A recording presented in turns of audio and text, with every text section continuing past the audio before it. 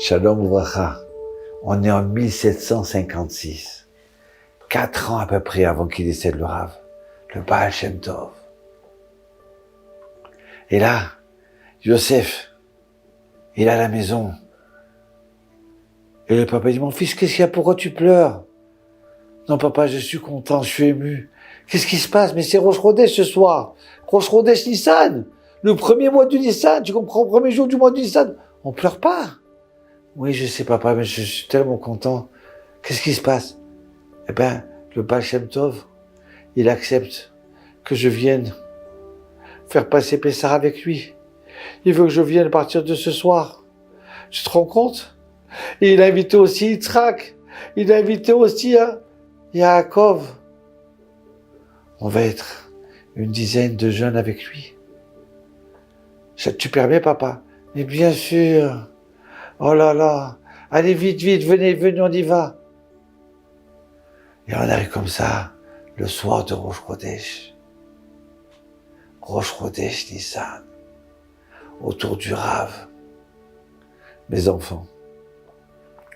Aujourd'hui, c'est un grand jour. Aujourd'hui, c'est un grand mois. C'est Nissan. Nissan, ça veut dire le miracle des miracles. C'est pas un miracle, c'est pas du miracle. C'est que des miracles. Nissan, ça veut dire nos miracles. Comme on dit Rabbana, nos rabbins.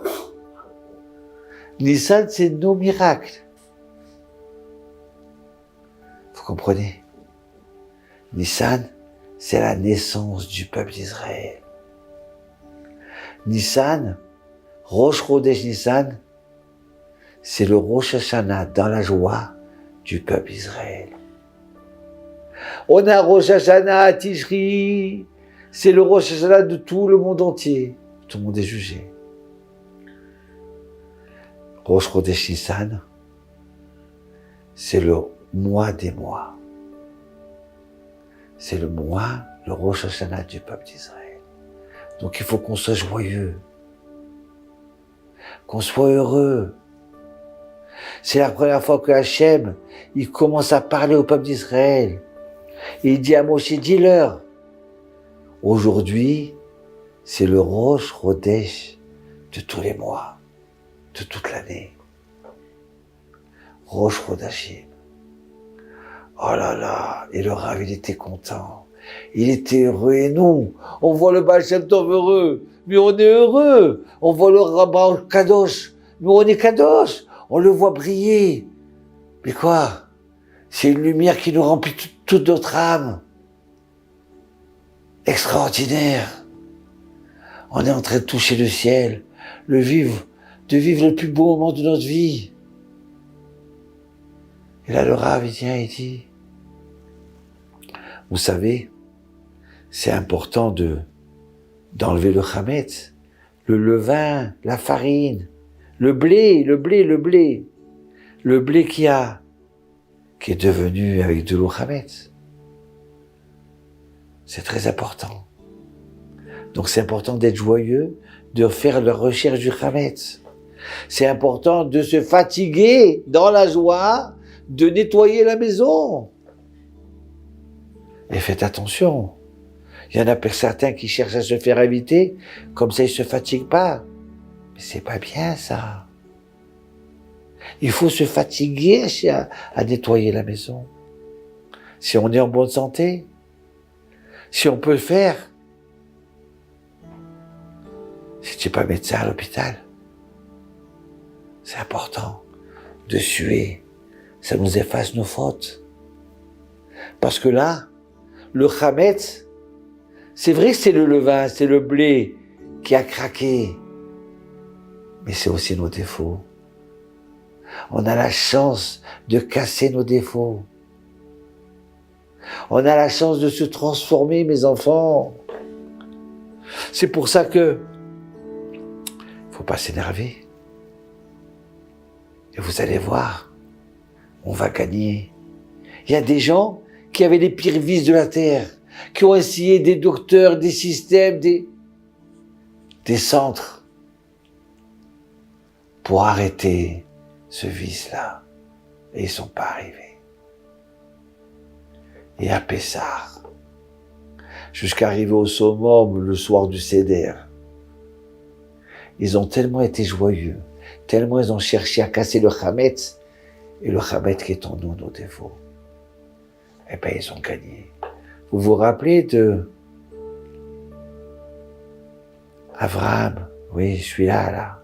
D'accord? C'est pas du Lachona, tout le monde le sait. Vous voyez? Eh bien, il est arrivé à gagner grâce à Pessah, grâce à Nissan, grâce à chercher le Hametz. Et bientôt, on va préparer l'eau de la matzah et la farine. Et la veille du Seder, on va préparer la matzah de Pessah. Dans la joie, en chantant le Hallel. Ah oui, Rav, oui, Rav. Alors dis-nous, qu'est-ce qu'on doit cachériser? Qu'est-ce qu'on doit nettoyer? Bien sûr, commence à te nettoyer à toi. Je sais que tu es un tzaddik, mais on a tous des défauts, moi aussi j'ai des défauts. On a la chance de les réparer. Oui, Rav, bien sûr qu'on veut arriver. Et voilà, on arrive comme ça, dans le chantant, dans la joie. On arrive, c'est la veille de Pessah, on va vérifier le Hametz. Alors on est tous là avec notre bougie, en train de chercher le Hametz, mais qu'est-ce qu'il est heureux le Rav, qu'est-ce qu'il est content. Et voilà que soudain, on voit le Rav, il est plus joyeux. Qu'est-ce qu'il a? Il est triste. Il est inquiet. Alors bon, on s'est mis à chercher le Hametz, on a terminé. Et là, il refait l'annulation du Hametz. Il reprend encore de la joie. Alors nous, on est joyeux. Et puis à un moment, ça y est, il commence à devenir triste. Rav, qu'est-ce qui se passe? Mes élèves, mes enfants, il faut prier. Il faut prier, j'ai besoin de votre prière. Mais Rav, qu'est-ce que vaut ma prière par rapport à toi? Quoi? Par rapport à moi? Mais tu sais que Hachem, il a besoin de la prière de chacun de nous. Quand il y a un décret, quand il y a un malheur qui risque d'arriver, il a besoin de bracha, de la prière d'Abraham, de Yitzhak. Mais qu'est-ce qu'on va demander? Quoi? Ben tu demandes. Oshia et Amecha. Uvarech et Nachalatecha. Oui, mon Dieu. Sauve ton peuple. Je t'en supplie, protège la terre d'Israël. Et guide-nous, Hachem. Oui.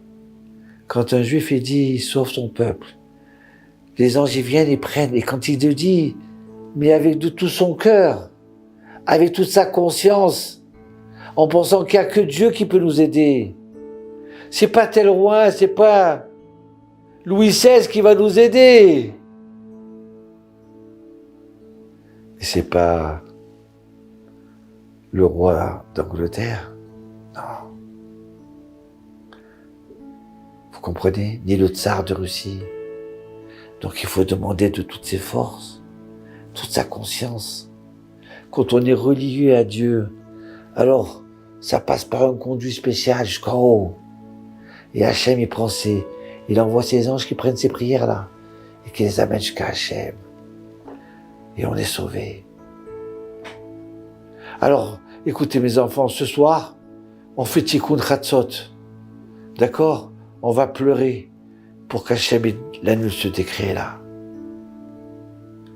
Oui, je vous ai dit, on va pleurer, on fait Tikkun Chatzot, mais en vérité, le mois de Nissan, on n'a pas le droit de faire Tikkun Chatzot. On ferait que Tikkun Léa. Mais avec toute notre ferveur. Oui, Rav, je compte sur vous. Oui, Rav, on va le faire. Et voilà. Et le lendemain, on a prié. Et on arrive le soir du Seder, le Rav, tout brillant, tout content, tout heureux. Mais on voit que pendant le Seder, il y a des moments tristes. Rav, c'est pas encore annulé. Ah, si le Rav, il est triste comme ça, c'est pas annulé. Et là, il se tourne vers nous et nous dit, Vous savez quoi? Il faut qu'on ait la Emouna. Ça va s'annuler. Il y a un décret sur un village où des goïms ils veulent venir demain matin à l'aube pour tuer tous les juifs de là-bas. Et j'arrive pas à l'annuler. On a besoin de vos prières. Allez,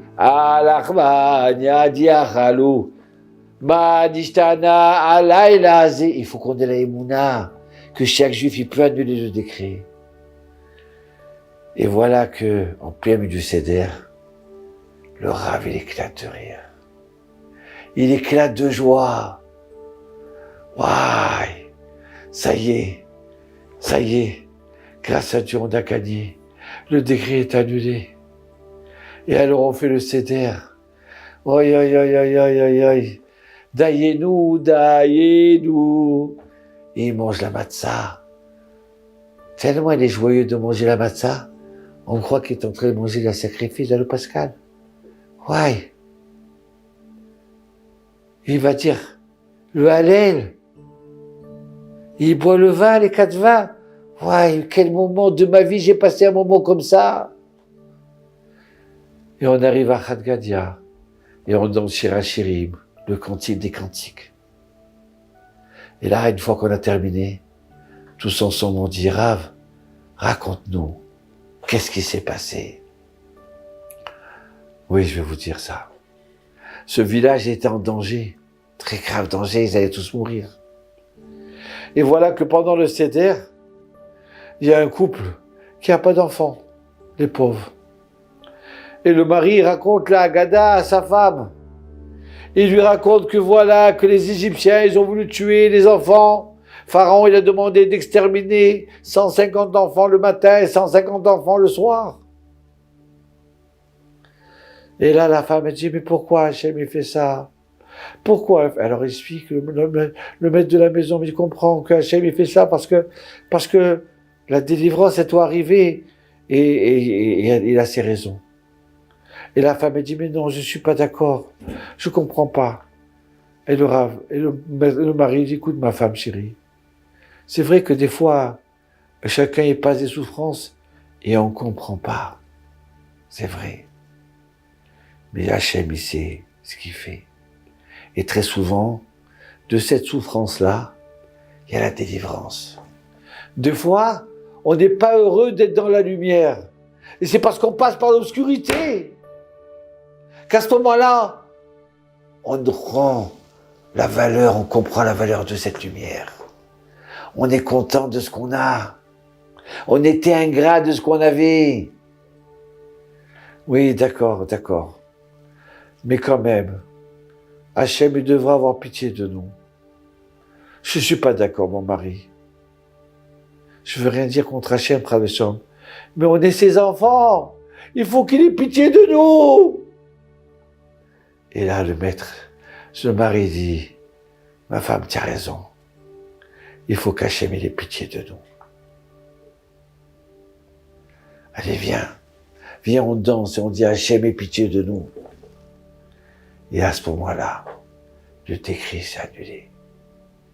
C'était arrivé tellement fort dans le ciel qu'Hachem, il attendait ça.